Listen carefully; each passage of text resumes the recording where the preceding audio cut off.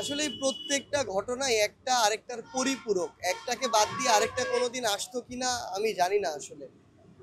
ওই একদম শুরুতেই আমরা যেদিন ১ম জুলাইয়ের ১ তারিখে মিছিল নিয়ে বের হলাম সেন্ট্রাল লাইব্রেরির সামনে থেকে, আমরা প্রত্যাশা করিনি এত বড় মিছিল হবে। ২ তারিখে যেদিন আমরা কাঁটাবন সায়েন্স ল্যাব হয়ে শাহবাগের দিকে আসলাম, আমরা প্রত্যাশা করিনি এই বৃষ্টিতেও এত মানুষ হবে। এরপরে আমাদের ধরেন বৈষম্য বিরোধী ছাত্র আন্দোলন এক নামে পুরো বাংলাদেশে একই দিনে একই সময়ে প্রোগ্রাম, আমরা এটা প্রত্যাশা করিনি যে এমনভাবে হবে।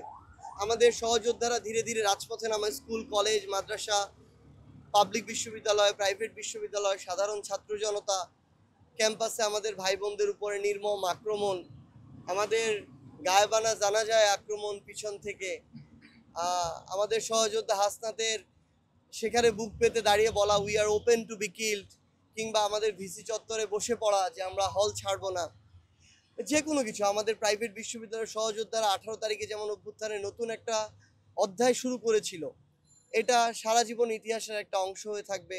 এরপরে শুক্র শনিবার ১৯-২০ তারিখে আমাদের মাদ্রাসার ভাইরা কিংবা আমরা যাদেরকে ইভেন হ্যাঁ আমাদের কারফিউ ভাঙা, প্রত্যেকটা ব্যারিকেড পুলিশের ভেঙে এগিয়ে যাওয়া সামনের দিকে, শাহবাগে যে ব্যারিকেডটা ভেঙে ছাত্র জনতার স্রোত এদিকে রওনা হয়েছিল, এই প্রত্যেকটা জিনিস, ইভেন আমাদেরকে ডিজিএফআই তুলে নিয়ে যাওয়া, ডিবিতে নিয়ে যাওয়া, প্রত্যেকটাই জীবনের সবচেয়ে গুরুত্বপূর্ণ অংশের একটা এবং অভ্যুত্থানেরও গুরুত্বপূর্ণ অংশ।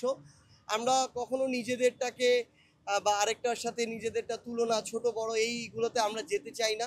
আমরা মনে করি অভ্যুত্থানে সবারই অবদান সবার জায়গা থেকে গুরুত্বপূর্ণ, কিন্তু এখন সবচেয়ে গুরুত্বপূর্ণ হচ্ছে ওই আকাঙ্ক্ষাটাকে নিজের জায়গা থেকে কাজ করে বাস্তবায়ন করা।